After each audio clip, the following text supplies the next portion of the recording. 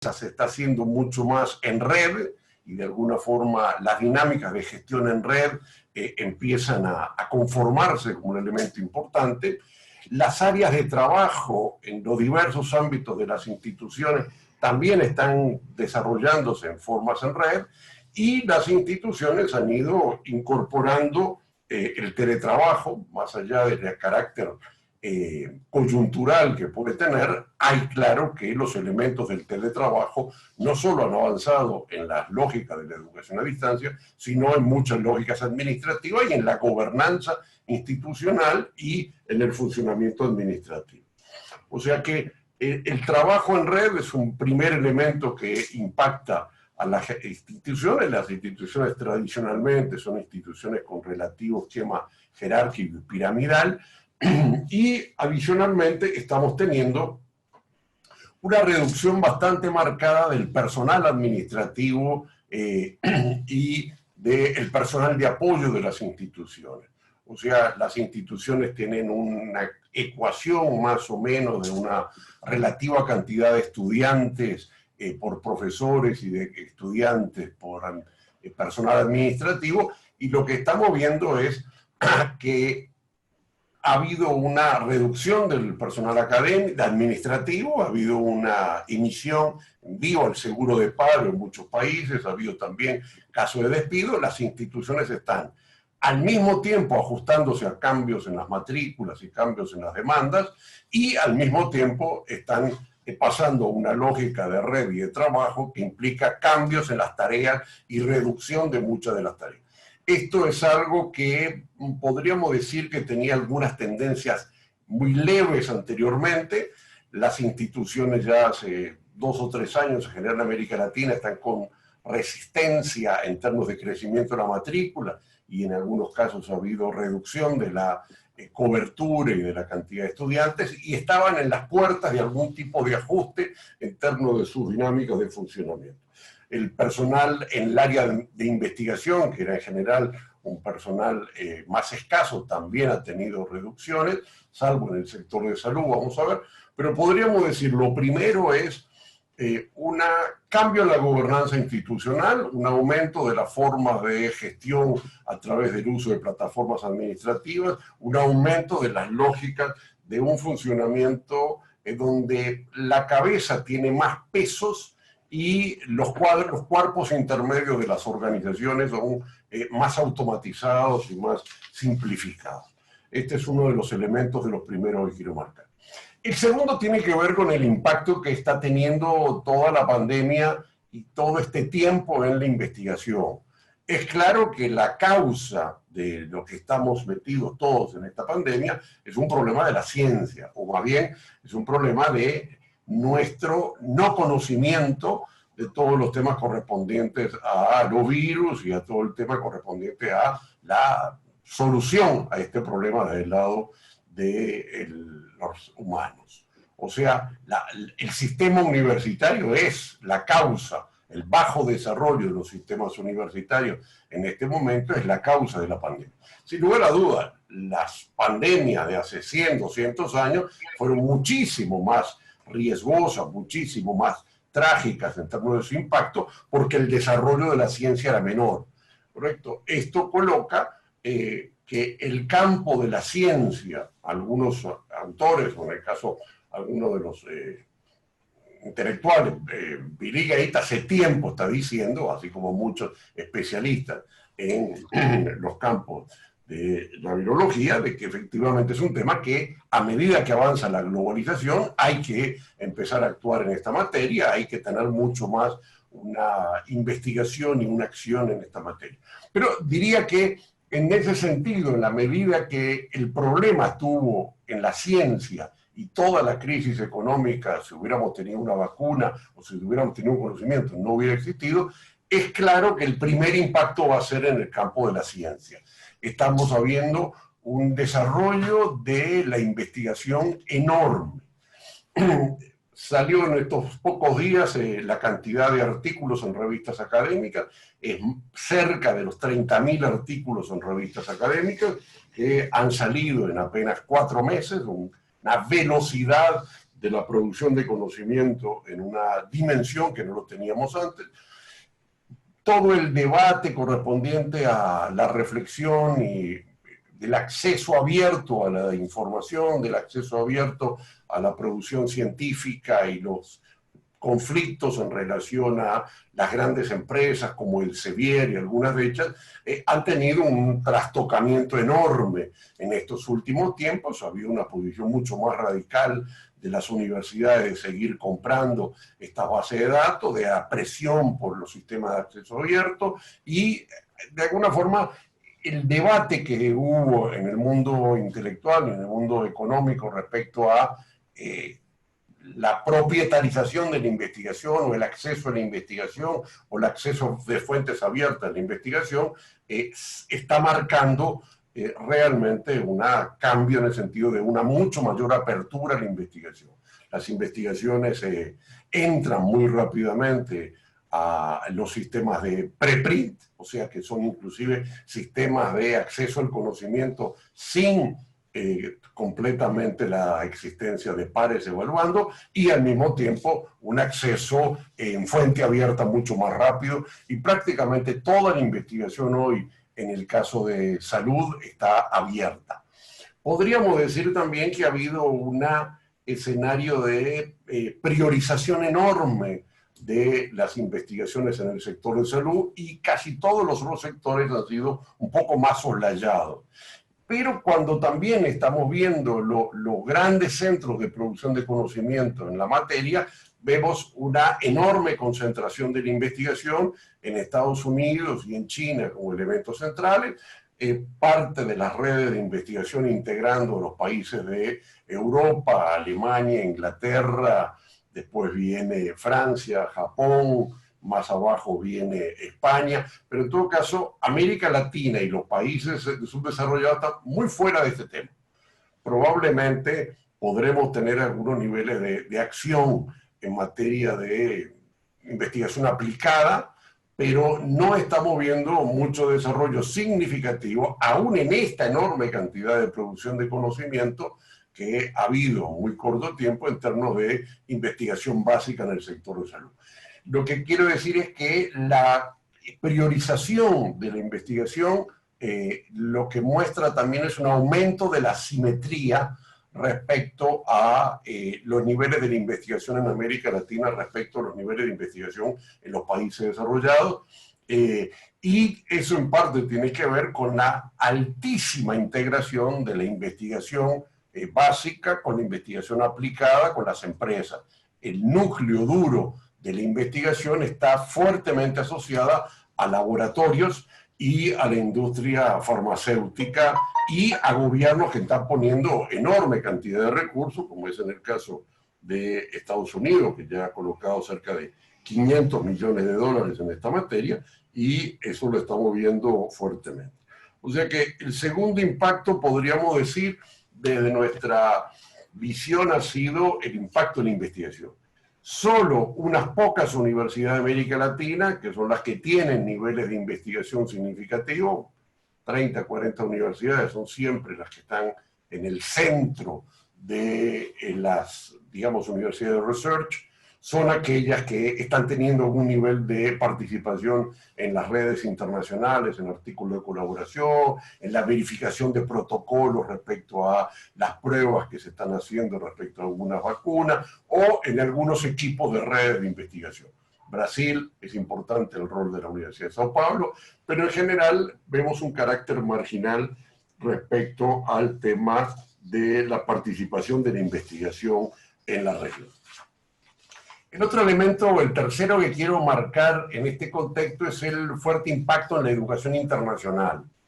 La educación internacional es una educación que venía creciendo, sobre todo en la movilidad presencial, lo que llamamos las primeras formas tradicionales de educación internacional en términos de cooperación e intercambio. Se proyectaba en el año 2020 llegar a 8 millones de estudiantes estudiando fuera de sus países de origen, y este sector ha tenido un cataclismo prácticamente en el sentido de que se ha paralizado, no solo son cursos que se comienza al inicio de año, sino que son cursos cortos, hay muchísimos doctorados que son doctorados sándwiches de intercambio.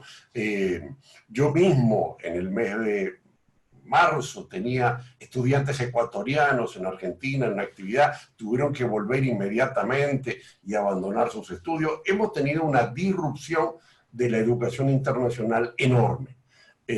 La frutilla o la fresa, podríamos decir, fue cuando la semana pasada ya Trump intentó quitarle las visas a los estudiantes que habían tenido ingresos por visa y ahora que sus cursos estaban en forma virtual, y mostró la cólera realmente de todo el sistema universitario, porque el sistema universitario, sobre todo muchas universidades que viven de la movilidad internacional.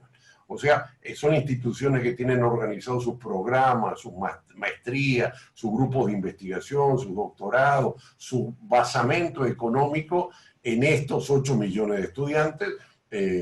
Los países asiáticos, China y la India, y también paralelamente Vietnam y paralelamente también propia Corea, tienen un peso importantísimo en estos flujos migratorios. Los de América Latina muchas veces son más migrantes que propiamente estudiantes o correspondientes a becas oficiales o becas de las propias universidades. Pero en todo caso, el primer impacto ha sido en la educación internacional, que al mismo tiempo la educación internacional se ha pasado al modelo virtual. La única forma de mantener los flujos económicos, de mantener la relación, ha sido ingresar en la educación internacional, y por lo tanto lo que estamos viendo es una educación internacional que dominantemente era presencial, se ha pasado a la modalidad transfronteriza. Nosotros tenemos claro que en la educación internacional tenemos la movilidad estudiantil, la movilidad docente, la movilidad de instituciones y la movilidad transfronteriza o la educación virtual. Lo que hemos visto es el pasaje rápido de la educación internacional a la modalidad transfronteriza. Y no solo en forma de algunos cursos, sino que por primera vez hemos visto la entrada al 100% de las ofertas virtuales. Medicina con modelo de simulación, con laboratorios de 3D y un conjunto de acciones, también mostraron el impacto de la educación internacional en ese sentido del pasaje de las formas tradicionales de educación internacional. Sin lugar a dudas, este escenario ha habido un regreso de miles de estudiantes a sus países de origen. O sea, si la matrícula de una institución promedio puede estar en $70.000, $70.000 son los gastos totales, la mitad es el vivir en el otro país. Por lo tanto, pueden mantener el tuition, pero han regresado a sus países de origen, y hemos visto que muchos de los procesos de ajuste que los países han hecho para atraer a sus conciudadanos que estaban fuera del país, han sido muchos de ellos estudiantes que estaban realizando cursos cortos o cursos largos, o en algunos intercambios de trabajo docente o académico en el ámbito de la educación internacional. Podríamos decir que la educación internacional, que hoy está moviendo cerca de entre 5 y 6 mil millones de dólares, ha sido de los grandes sectores afectados en esta materia. El siguiente elemento que de alguna forma es claro, el enorme nivel de impacto, tiene que ver en la incorporación de las tecnologías digitales en las instituciones de educación superior. O sea, cuando se mira el nivel de inversión, el nivel de avance en la disrupción digital, venía siendo relativamente importante, pero lento en términos de las colocaciones de las inversiones, el ancho de banda, la preparación de los equipos docentes, la transformación de algunos de los cursos. La disrupción digital que está aconteciendo en todos los sectores en materia de educación en América Latina ha sido lenta. Toda la disrupción digital y la transformación de las tecnologías en esta materia ha sido lenta. América Latina tiene cerca del 2% del Producto Bruto en los sectores de telecomunicaciones, algunos países más, unos países menos, pero la media en los países, de los países desarrollados está cerca del 5 al 6%. Y esto nos muestra también el bajo desarrollo de la educación a distancia, ¿correcto? Que tiene que ver también con los equipamientos en los hogares y los equipamientos en términos de las instituciones. Bueno, lo que hemos visto es el aceleramiento de la disrupción digital, el avance de las instituciones en términos de inversión, en términos de recursos, en términos de capacitaciones, el avance en términos de colocación de plataformas, muy típico ha sido el desarrollo del Zoom, y efectivamente ha habido el avance del mercado de compra de simuladores, de plataforma, de aumento del ancho de banda, y en ese sentido la incorporación de las tecnologías digitales, que era muy lento, ahora se generalizó y avanzó significativamente. Aquellas instituciones, su única posibilidad de mantener la cobertura y tratar de mantener las relaciones con los estudiantes, era el avance a la educación a distancia, y eso implicó inversiones económicas importantes y un avanzamiento en esta materia. O sea que está camino, avanzó unos pasos más a una tendencia muy suave y hay allí un aumento. El quinto elemento que queremos marcar es un poco la relación que ha pasado entre la oferta y la demanda en educación superior en esta materia. Es claro que si tendríamos mercados funcionando correctamente, podríamos decir que si vas al supermercado y no hay margarita o margarina, la tradicional, bueno, que es la educación presencial, bueno, compras mantequilla. Y así normalmente son los productos sustitutivos. Bueno, lo que hemos visto es que ha habido enormes dificultades en el tema del pasaje de una educación presencial a una educación a distancia. Esto que llamamos educación de emergencia, que no es una educación a distancia, lo que muestra es que los sistemas en lo legal, en lo político, en lo tecnológico, en las competencias, en lo curricular, no permitían una fácil y rápida pasaje de una situación a otra. O sea, es lógico que en materia de educación primaria este tema no es solucionable porque, digo, no hay un producto sustitutivo de la educación presencial de los niños. Pero en materia de educación superior sí tenemos la existencia de productos sustitutivos que perfectamente cualquier estudiante que va a inscribirse en una universidad y le dice, no, mire, el presencial no está, le pueden decir, bueno, pero inscríbete en distancia, o la universidad de enfrente le propone, dame ese crédito y lo pasa. Bueno, lo que tenemos es una rigidez en la posibilidad del pasaje de la dinámica de los estudiantes.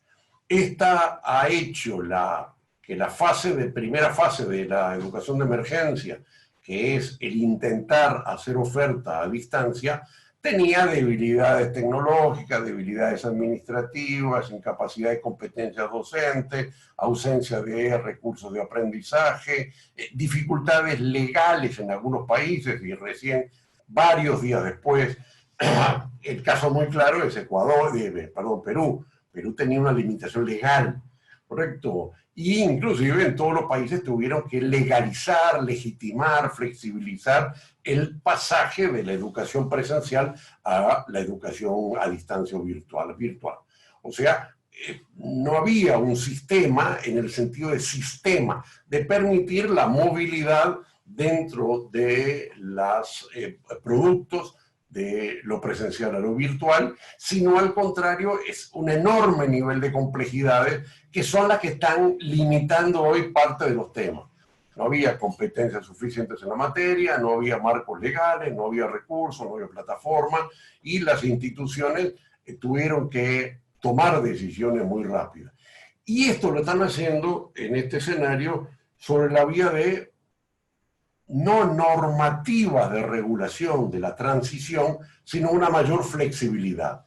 Lo que quiero decir es que estamos viendo en toda la región que la administración pública en la materia reguladora de educación superior, que era muy pesada y mucho más en el tema de educación a distancia o virtual, ha sido más flexible, y el ciclo de endurecimiento o el ciclo de burocratización o el ciclo de regulación que ya estaba terminando en varios países, lo vemos en Ecuador, que ya en el último tiempo el Consejo de Educación Superior empezó a ser más flexible, esto se aceleró en toda la región. En toda la región hemos entrado en una mayor flexibilización de la burocratización, de las exigencias, de los controles, de las limitaciones a la mayor movilidad de los mercados y la mayor libertad de las personas a tomar decisiones en esta materia. ¿Correcto? El segundo gran impacto del tema de oferta y demanda lo estamos teniendo, obviamente, en el avance hacia una transformación del trabajo docente que sin las competencias significativas en esta materia ha ido pasando a la lógica del teletrabajo. El teletrabajo no necesariamente estaba asociado a la educación a distancia, ahora se ha asociado. Hay educación a distancia que había antes, pero sin teletrabajo, sino que de alguna forma el trabajo estaba dentro de las instituciones. Hoy te estamos viendo un avance más en la lógica de la economía colaborativa digital en el sentido del teletrabajo. La región apenas tenía el 1% de trabajo digital. Pensemos que Luxemburgo es 15% de la población económicamente activa dedicada al trabajo a distancia. Bueno, hoy ya las primeras encuestas que se están viendo han mostrado que el avance del teletrabajo en las personas de mayores competencias, en las áreas de trabajo que requieren más formación intelectual, en las áreas que están más asociadas más a tipos de valor agregado digital, es mucho más fuerte y en eso impacta significativamente todo aquel que tiene que ver con elementos de trabajo intelectual o en el área de información y de conocimiento o de industrias culturales o de contenidos intangibles, claramente. También, obviamente, en lo que tiene que ver el comercio digital y en muchas zonas más asociadas. Pero en todo caso, lo que interesa marcar en estos de impactos en la oferta y la demanda de educación superior es que la sociedad hoy está mucho más dispuesta a los consumos digitales.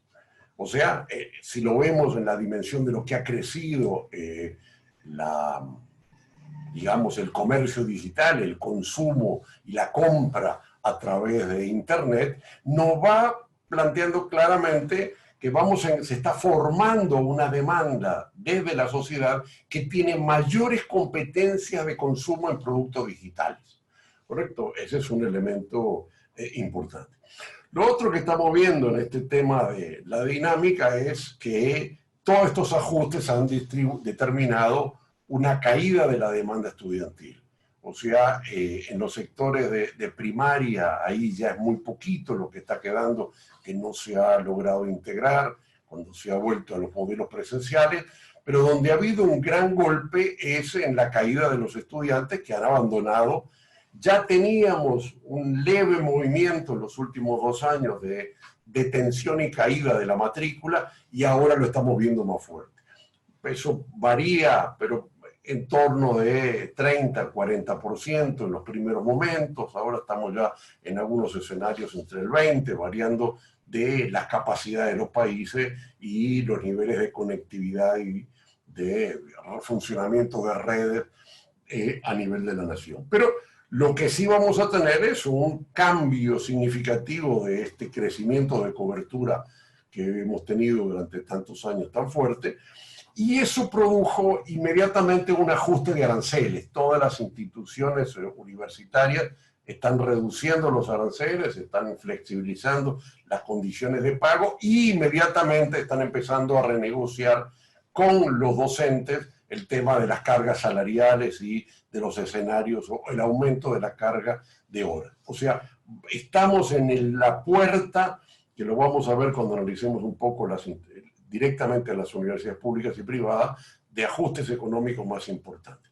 Y estamos viendo lentamente el aumento de una demanda de cursos cortos virtuales, de cursos cortos de MOOCs, de algunas flexibilidades en el acceso a, digamos, formación de competencias o actualización de competencias en formatos más cortos, virtuales y al mismo tiempo más ajustados a competencias y a adquisición de competencias en esta materia. O sea que hay allí un escenario que nos prefigura también un mayor avance a cambios curriculares. Es claro que los docentes y los profesionales no están teniendo, hoy se mostró en los mercados de trabajo, las competencias en materia de informacional e informática, y a partir de ahora vamos a tener claramente que todos los currículum van a aumentar las competencias, bien sea curso de programación, bien sea cursos de aplicativos informáticos, bien sea cursos de competencias digitales, informacionales. Vamos a tener un ajuste curricular, ¿correcto? Estamos también en la puerta de un ajuste curricular, y las carencias de competencias de muchos profesionales para ajustarse rápidamente a las condiciones de cambio que está imponiendo la lógica de la demanda digital y del teletrabajo, es notoria en esa materia. El escenario, estamos viendo también, es el impacto en la universidad pública, ¿correcto? La universidad pública está en un centro de problemas en diversas dimensiones. Por una parte, todavía no lo estamos viendo con la totalidad del sector universitario, pero sí lo hemos visto ya en primaria y secundaria, que es el pasaje de la familia, de sus hijos, de lo privado a lo público. Eso vamos a verlo en fuerte proporción. La educación privada había alcanzado ya el 54, 55% en la región. En Ecuador está en 44, es un dato significativo. Yo creo que vamos a encontrarnos en un escenario donde va a haber una mayor presión sobre la demanda de acceso a la educación superior pública. Pero al mismo tiempo, lo que estamos viendo con todo el tema de la crisis fiscal de los países, la caída de la recaudación fiscal, porque los gobiernos pagan día a día según la plata que van recibiendo, que en varios países, Ecuador es uno de ellos, también es Venezuela, también es Costa Rica, también es México, también es Honduras, los gobiernos están restringiendo las transferencias de recursos a la educación pública. O sea, en el caso de ustedes, es un caso muy notorio porque llegaron a un porcentaje del Producto Bruto dedicado a la educación superior muy alto, y desde ya ese momento vienen bajando. Pero todos los países han tenido, con el aumento de la dinámica económica hasta el año 14, 15, crecimiento de los gastos en educación, que después se ha mantenido más o menos inercial, sin mucha posibilidad política o económica de ajustar. Bueno, ahora estamos en el ajuste. Correcto, en el ajuste, y yo creo que no va a haber país que no tengamos en las puertas conflictos estudiantiles, conflictos universitarios, por la incapacidad del escenario de mantener los niveles presupuestarios. Si la economía cae en 7, 8, 10%, es obvio que los ingresos fiscales van a caer 8, 10%. En algunos países donde los ingresos de las universidades públicas están indexados automáticamente al Producto Bruto o al presupuesto, este escenario va a ser automático. En Nicaragua está indexado al presupuesto, en Honduras está anexado al producto, y así sucesivamente. Esto viene inmediato. En otros escenarios va a ser de conflicto, ¿correcto? Va a ser escenario de una discusión. Pero creo que estamos en un cuello de botella del sector público entre aumento de demandas y caída de recursos, que prefigura un contexto novedoso, en el sentido de que tampoco va a haber un traslado, los conflictos o cierres o el agotamiento del sector público va a transferir a la educación hacia el sector privado.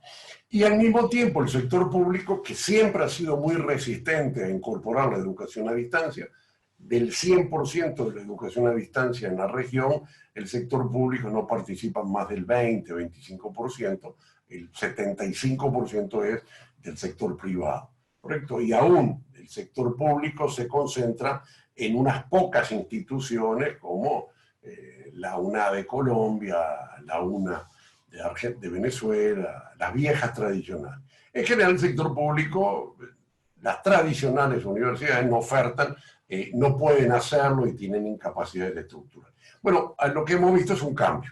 El sector público, que no ofertaba educación a distancia, ahora es un competidor en esta materia, y por lo tanto vamos a encontrar una nueva dinámica de cómo articulan al interior de las instituciones este escenario.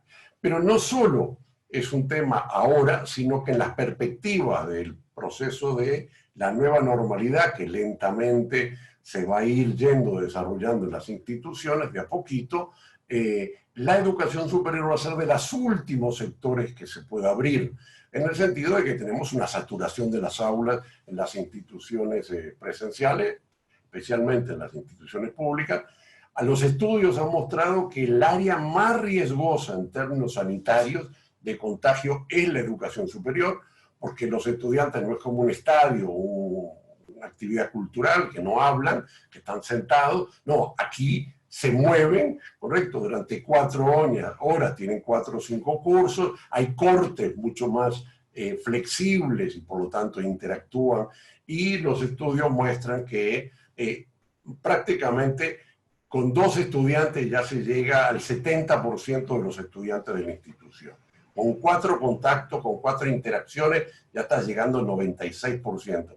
O sea, bien sea también las actividades extracurriculares de los campus universitarios, como la propia movilidad y la interacción de los estudiantes hace que es de los sectores de mayor riesgo, ¿correcto? Yo diría que es más riesgo hasta que un avión, en el sentido de que no hay filtros, en el sentido de que las clases hay un mayor nivel de interacción, ¿correcto? Y que por lo tanto la carga de contagio también se va a repartir durante 6 meses y las interacciones son más difíciles de controlar y las personas están también hablando, no están en la posibilidad de tener barbijo permanentemente.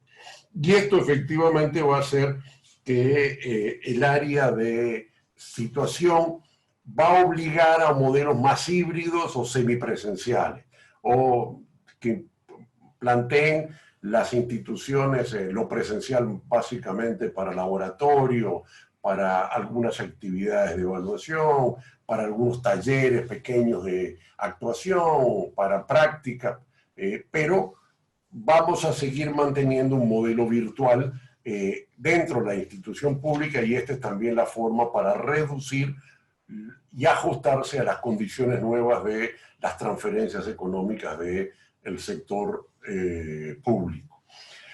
El último elemento que queremos marcar es el impacto en la universidad privada. La universidad privada ya estaba teniendo algunos problemas, sobre todo las instituciones de élite, ¿correcto? En algunos países que inclusive no tienen transferencias públicas, sino que dependen directamente de la demanda y del mercado.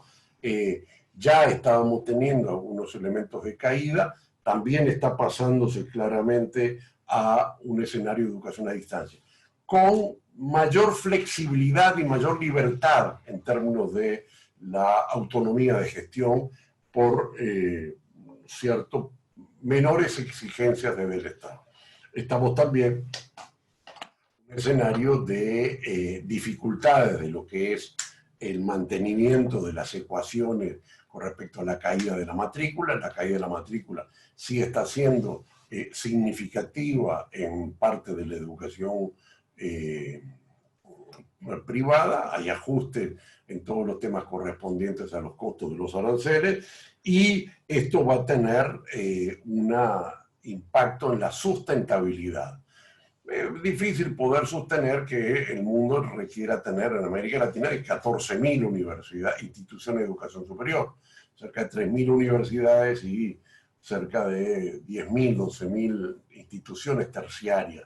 Y por lo tanto, este nivel de cobertura o de diferenciación institucional vamos a ver en los próximos meses cierre de universidades, cierre de instituciones de educación superior, aumento de alianzas entre algunas e inclusive algunas formas de terciarización de servicios, instituciones que pueden ofrecerle servicios a otras, ¿correcto? En términos de una lógica más de situaciones cuando las instituciones están con enormes dificultades, más allá de lo que hablamos antes de la automatización, de la reducción de parte de su personal en términos del ajuste de la demanda. Esto podríamos decir que son un poco los 7 ejes que nos empiezan a marcar o una visión de que vamos a entrar en un nuevo ciclo de la dinámica educativa. ¿Correcto? Un nuevo ciclo que algunos elementos ya venían. Venía la disrupción digital, venía el aumento de la oferta virtual, venía la búsqueda de una mayor eficiencia en las instituciones, venía también el tema correspondiente a una mayor presión competitiva de las instituciones, sobre todo las instituciones de élite, así como un equilibrio de todo eso con los sistemas de aseguramiento de la calidad que se estaban haciendo un poco más flexibles, y yo preveo que van a ser aún más flexibles si se pretende que no caiga completamente en la demanda estudiantil. De alguna forma, esta es una visión rápida desde el ámbito, digamos, más centrado en una lógica competitiva, económica y también una lógica política e institucional de la dinámica. ¿Cuál es el modelo educativo que está avanzando? Yo tiendo a prever que la dinámica va a ir avanzando hacia modelos más híbridos. O sea, si bien es claro que la capacidad del soporte tecnológico de la región permite hoy mantener una lógica de educación a distancia por el peso que tiene la telefonía y los celulares, así como también el gran peso que tiene las instalaciones y las redes en los hogares, que es prácticamente estamos en el 70% de los hogares que tienen internet y el 80%, 85% de las personas que tienen celulares. Pero en todo caso yo preveo que vamos a ir avanzando hacia,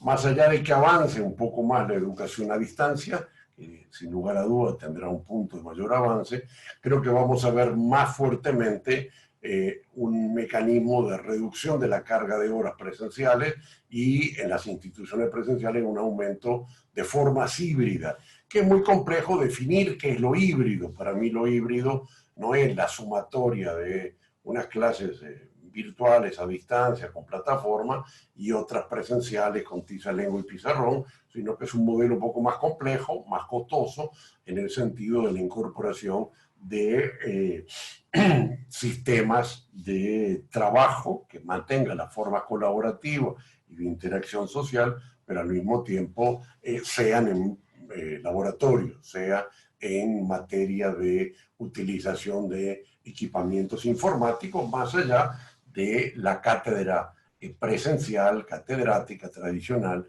que de alguna forma hoy vamos a poder encontrarla también en lo virtual, estos modelos de Zoom o muchos otros.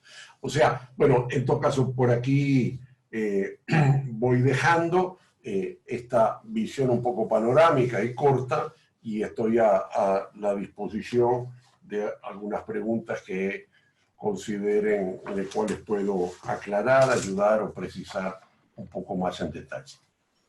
Perfecto, muchísimas gracias, Claudio. Tenemos bastantísimas, así que voy con algunas pocas en honor al tiempo. Sí, nos preguntan, ¿esta flexibilización de los modelos tiende a bajar la calidad de la educación superior? ¿Cómo se podría garantizar mantener altos estándares? Bueno, digamos, una cosa son las exigencias de los sistemas de aseguramiento de la calidad.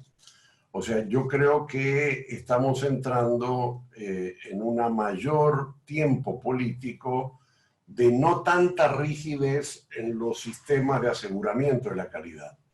Creo que el caso de Ecuador es interesante porque de alguna forma uno también ve en los últimos años una menor exigencia después que se hizo el proceso de depuración del sistema con la reducción de la universidades y la categorización.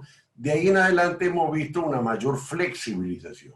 Eso lo estamos empezando a ver en toda la región, ¿correcto? Yo creo que en la medida que ya hay límites a el tema de la cobertura y hay caídas y hay dificultades económicas de las instituciones, bueno, va a ser difícil poder plantearse que todos tengan doctorado. Eso por la estructura de costos o por esa materia. ¿En qué medida esto se asocia a los temas de calidad? Esa es otra parte de la película, ¿correcto? Y ahí lo que creo es que, de alguna forma, hoy la educación a distancia ya sigue avanzando en una mayor legitimidad, en una mayor reputabilidad y en la mayor capacidad de eficiencia de que los aprendizajes no son diferenciados, sino que depende del modelo educativo. Brasil tiene los casos claros de los exámenes que muestra que los estudiantes a distancia no tienen diferencia de los aprendizajes con los estudiantes presenciales y a distancia.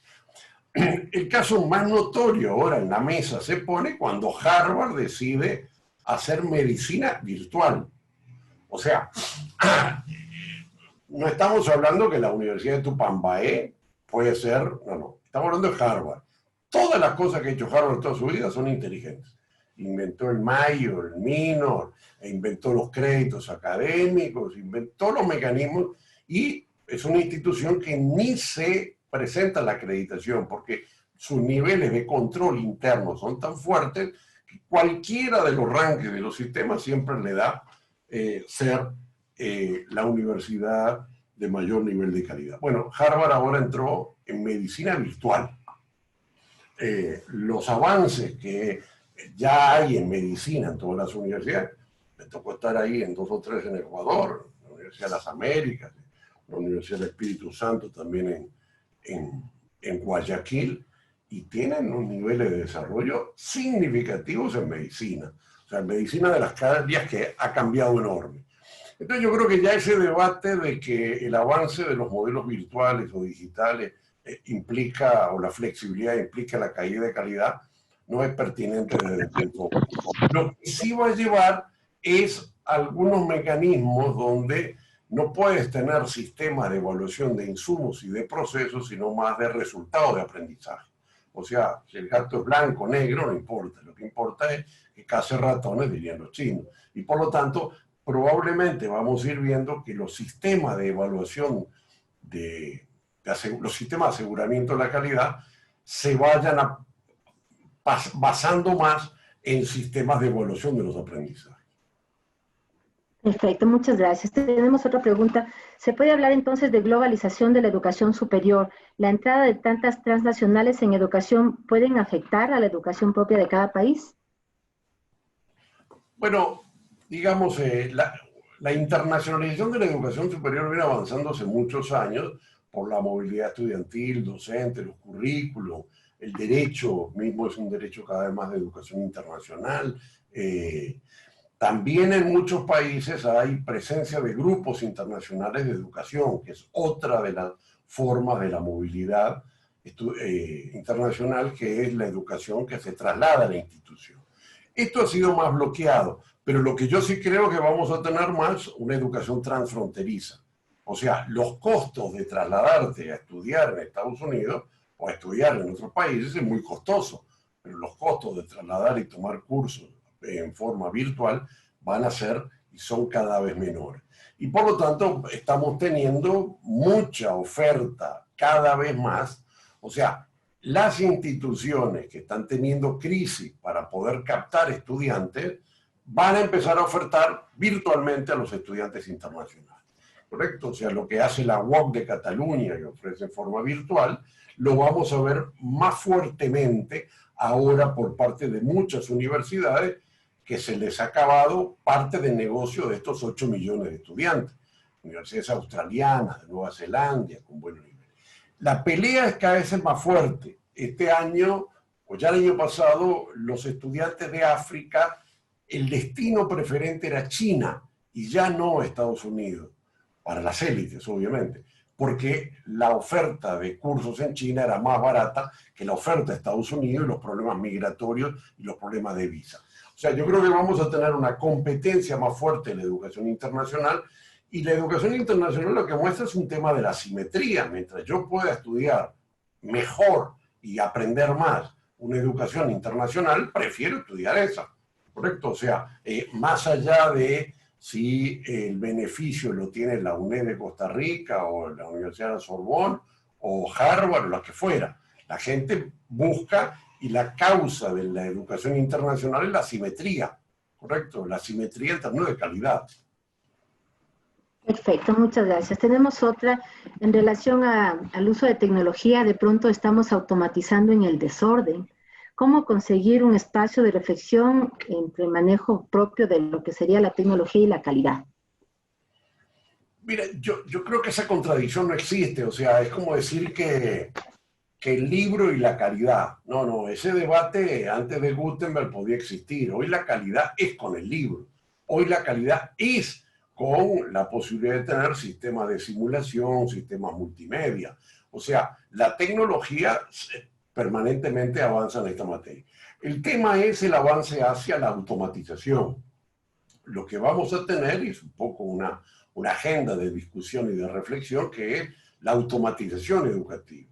Hemos visto cómo avanzan los MOOCs. Ustedes mismos estaban mostrando oportunidades de MOOCs. Bueno, el MOOCs es una educación automatizada. O sea que un tema es la reflexión de la educación automatizada. Los bots, que son las respuestas que empiezan a dar en algunas páginas web, en algunos sistemas de las universidades, los estudiantes consultan no los profesores, sino bots que le dan respuestas. Y en esa medida también, cuando los bots no le dan respuesta, correcto, hay equipos docentes que retroalimentan el desarrollo. Pero la inteligencia artificial viene avanzando. Y eso es un escenario que va a ir definiendo tareas y va a ir definiendo mejores escenarios. Yo creo que el tema siempre en todo desarrollo es cómo se articula el trabajo vivo y el trabajo muerto, en el sentido de tecnologías. O sea, la rueda es una tecnología, es cómo se articula el trabajo manual completamente con la tecnología. Hoy vamos a tener, ya estamos teniendo un avance de la tecnología en muchos de los campos. O sea, no hay una universidad que no tenga laboratorios, que no tenga simuladores, que no haya plataforma. Zoom es una tecnología. Y lo que hay es en todo momento histórico una relación entre el trabajo humano directo, como trabajo docente directo, y el trabajo indirecto. O sea, si se usa un libro, bueno, ese es un trabajo que hizo alguien, es lo que llama trabajo muerto, diría en la teoría marxista. Pero en todo caso, toda relación de trabajo es una relación que siempre tiene componentes de trabajo directo y de trabajo pasado, de infraestructura, otras tecnologías. Es obvio que en un ciclo tecnológico como el actual, que desde la década del 70 está transformando y ya no estamos en las tecnologías analógicas o las tecnologías, digamos, hertzianas en materia de educación, sino que estamos en las tecnologías digitales desde la década de los 70 y de los 80, es un cambio de cómo se relaciona nuestro trabajo humano con el uso de herramientas. Perfecto, muchas gracias. Nos preguntan también, ¿qué recomendaciones darías para universidades pequeñas frente al desafío del trabajo en red durante la pandemia y post-pandemia? Bueno, yo creo que el trabajo en red es el camino del futuro. Y cuanto las instituciones son más pequeñas, es especializarse dentro de redes. O sea, si uno sigue los modelos de la lógica de los negocios, en términos de los modelos de Porter, bueno, la especialización, la segmentación, el nicho, son las tendencias más estructurales. En el campo del conocimiento es imposible tener 200.000 ofertas, que es la cantidad de carreras, 400.000 existen, y uno no puede entrar en todos los campos disciplinarios o profesionales. Y las instituciones se entienden a especializar y segmentar en las áreas donde tiene competencias académicas, donde hay demanda, donde hay un conjunto de escenarios potenciales. Hasta ahora lo que estamos teniendo siempre es una cosa muy feudal, las instituciones trabajan solas, ¿correcto? Y esto implica que muchas veces no tienes capacidad de docentes o de equipos de montar un doctorado. Yo coordino en Buenos Aires un doctorado que es interinstitucional, 2 universidades privadas y una pública, porque tienen equipos y entonces se pudo consolidar un escenario interinstitucional. Es novedoso, hay solo 2, uno en arquitectura y otro en educación, que permite lograr unir recursos. Yo creo que hoy el escenario es la especialización. Y no solo porque es la forma comercial de sobrevivir, no, porque en el campo del conocimiento las posibilidades son infinitas. Entonces, bueno, ¿cuál es el campo disciplinario profesional que se puede desarrollar? Bueno, y el modelo de segmentación, de nicho, de especialización, crea curvas de experiencia, crea capacidades, crea equipos docentes, crea competencias que son las que permiten retroalimentar y darle más escenario. Hoy toda institución, cualquiera que ella sea, se tiende a especializar. Y si uno mira lo que está pasando en Europa hay la creación de una división del trabajo en el espacio regional. Entonces las instituciones, si te quieres hacer, no sé, un curso en cáncer infantil, bueno, está la universidad tal. Y si quieres hacer de cáncer de tercera edad, otra universidad. O sea, las instituciones van trabajando en red. Esto es enormemente dificultoso por las competencias y las peleas del mundo académico y del mundo institucional. Pero el sistema tiende a un trabajo en red. Y vemos la investigación cada vez más en red, vemos el escenario de los niveles colaborativos, avanza a la dinámica de red. Uno no puede tener especialistas en todos los campos. Entonces, en la medida que uno no puede tener especialistas en todos los campos, bueno, tiene que interactuar, tiene que terciarizar o tiene que especializarse en algunas áreas. Sí. Perfecto. Tenemos otra. ¿Aló? ¿Sí me escuchan? Ya. Una pregunta más. Por la actual situación existen menos ingresos, se está priorizando a la docencia. Esto implica también menor cantidad y calidad de inversión en investigación y en vinculación. Y yo creo que sí, de alguna forma, digamos, hay un modelo muy tradicional, yo no lo comparto plenamente, que es el modelo en el cual las instituciones tienen que hacer investigación, docencia y extensión. Y esto, la realidad no es así, puede ser en el discurso. Si vemos en América Latina y analizamos las universidades de investigación, son aquellas universidades que tienen más de 500 artículos publicados por año en la base de Scopus. 500 en Scopus. Y estamos hablando de que son prácticamente unas 45 universidades que representan el 2,4% de las universidades. Casi toda la investigación, cuando la vemos, está concentrada en unas pocas universidades normalmente, porque la Universidad de Colombia la nacional es el 26% de la investigación nacional. La UNAM de México es más o menos así, la de Sao Paulo es también prácticamente el 27% de la investigación, la de Sao Paulo, que es donde más hay investigación en América Latina, en Brasil. O sea, no es posible que instituciones pequeñas puedan investigar por los recursos que tiene y por las curvas.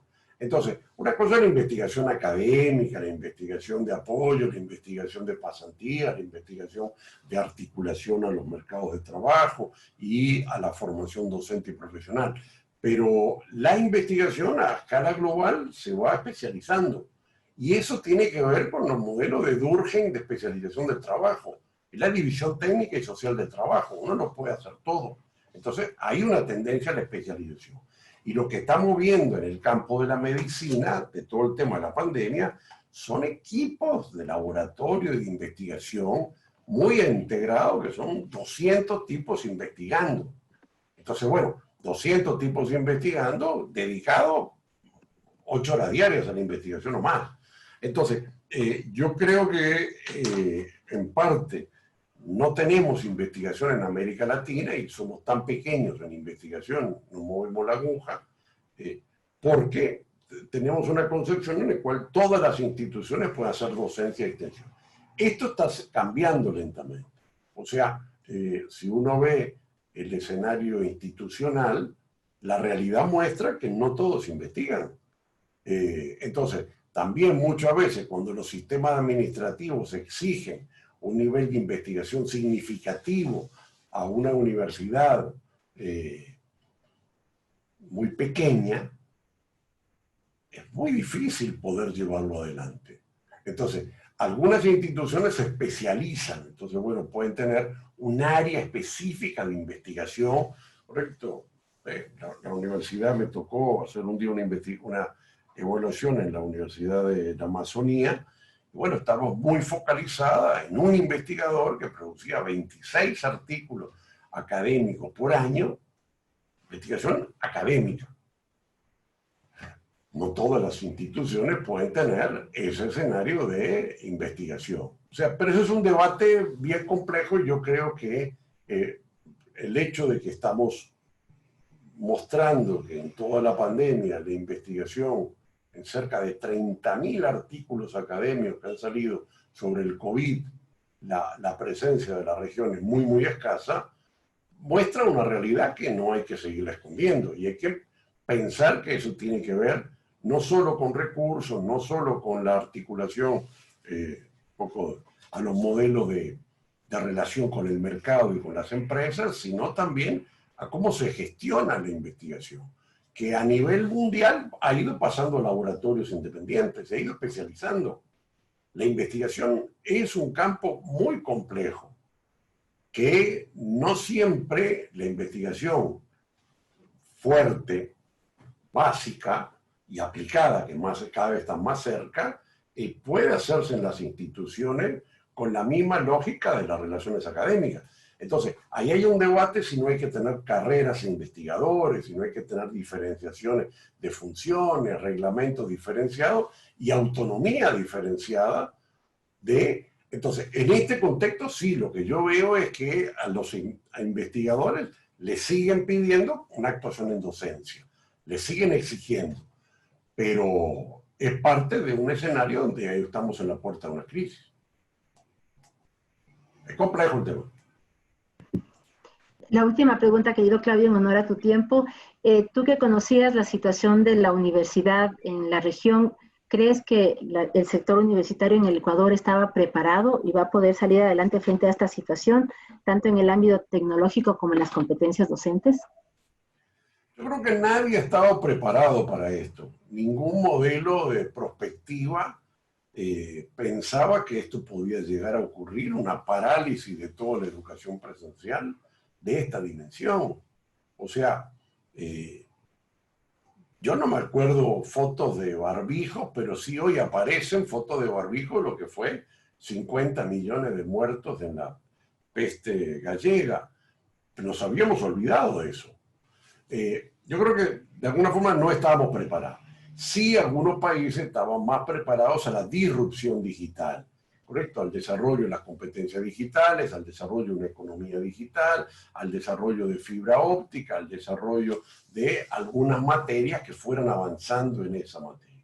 Pero es claro, hoy las carreras no tienen programador. Apenas algunas carreras empiezan a tener algunas asignaturas de aplicativos o algunos software de Microsoft en los primeros. No, deberíamos tener programación. O sea, está claro, arquitectura pasó de dibujar en la mano a dibujar con AutoCAD. Y hoy ya habría que entrar en el programación. ¿Cuántos estudiantes van a entrar? ¿Cuánta gente necesita en los baños? Entonces se programa con arquitectura. Yo creo que toda la disrupción digital estamos realmente lentos. Estamos lentos en las competencias digitales, en las competencias informáticas, en el desarrollo de equipamiento. Y tiene que ver con que todavía nuestras economías y nuestras sociedades son de base muy tradicional. O sea, seguimos produciendo productos y seguimos teniendo una vida de carácter analógica. Y el mundo es mucho más digital. Entonces, lo que hizo esto es avanzó. En educación virtual tenemos 15% de cobertura. El mundo está en 36% en los países desarrollados. Entonces, yo no sé si este será el modelo que llegará al 99%, claro que no. Pero en todo caso, nuestra avance en América Latina en relación al mundo digital es un desarrollo muy pequeño. Y esto nos despertó. Aquellas sociedades que tenían un mayor desarrollo de ancho de banda, de equipamiento, de telecentros de comunicación, de competencias informacionales, digamos, las sociedades que tenían teletrabajo o que tenían teleeducación o tenían telesalud. El país ahora están ahí para aprobar una ley en teletrabajo y una ley en telesalud. Pero países industrializados lo tienen hace 40 años, no 40, obvio que no. Pero yo creo que no hemos tenido la conciencia como sociedad del avance a la economía digital, ¿correcto? Y que tiene que ver con los sectores más golpeados de empleo y de trabajo y de ingreso, son los sectores que tienen menos competencias digitales, que están más focalizados en actividades de trabajo físico o en sectores menos formales. Y eso hace que la pandemia golpee mucho más aquí, en términos de las estructuras de tipos de trabajo. Yo creo que no estábamos preparados, que en esa materia hace muchos años, algunos, yo mismo me incluyo, veníamos insistiendo en el desarrollo de una economía con mayor soporte en actividades digitales y en creación de mayores competencias de vivir en un mundo de producción digital, que es un mundo que nos permite enormes oportunidades, enormes, pero que en todo caso hay hoy un avance, por suerte, y ese avance esperemos que nos pueda posicionar en un mejor lugar, porque digo, este es un ciclo tecnológico que está abandonando otro tipo de producción. Y las oportunidades que hay digamos, hemos visto pasar todo el desarrollo de los juegos, digamos, ¿cómo se llama así? Los juegos de Internet, que se ha transformado en una industria más grande que el cine. Los españoles lo han hecho bien. O sea, yo creo que todavía hay muchas áreas donde no hemos ido viendo el cambio en esta materia, de oportunidad de producir de software, de exportación de software, de procesos de trabajo más vinculados al tema. Y el sistema educativo tiene una responsabilidad en esto. O sea, no puedes hacer turismo si no sabes manejar Amadeus o Sabre, no puedes ser contador si no sabes Excel. Bueno, esto es mucho más complejo y los países finlandeses hace rato que están viendo cómo avanza la incorporación desde el escolar de la programación. Entonces yo creo que tenemos allí un escenario que nos despertamos un día con esta pandemia y vimos las enormes dificultades que estamos teniendo en este sector, de todo el sistema de educación superior, que tiene mucho de tiza, lengua y pizarrón, y mucho memorístico, mucho repetitivo, prácticamente la evaluación de exámenes múltiple choice es como una mala palabra en algunos lugares, y seguimos corrigiendo 100 exámenes uno por uno. Entonces, no estamos viendo lo que Silvio decía en el año 2000, cuando estábamos allá en la UNESCO, bueno, la utilización de las tecnologías para el mejor desarrollo de la universidad. Perfecto. Querido Claudio, a nombre de la Universidad Católica te damos las gracias. Queridos compañeros, a ustedes, siendo las 7:30 de la noche, tenemos más de 200 profesores conectados. Nuevamente nuestro agradecimiento y a los profesores nuestro compromiso de seguir trayendo este tipo de invitados que nos sacaran no solamente desde la parte académica, sino desde la parte social, lo que involucra nuestro compromiso como universidad. Claudio, muchísimas gracias. Queridos compañeros, esta grabación va a quedar en su aula y ojalá tengamos la oportunidad de vernos la próxima semana para darles más aclaraciones sobre el curso y hacerles invitaciones similares a estas. Muchísimas gracias a todos por su participación. Gracias a todos, espero que les haya sido útil, fue un gran gusto. Buenas noches. Gracias. Gracias.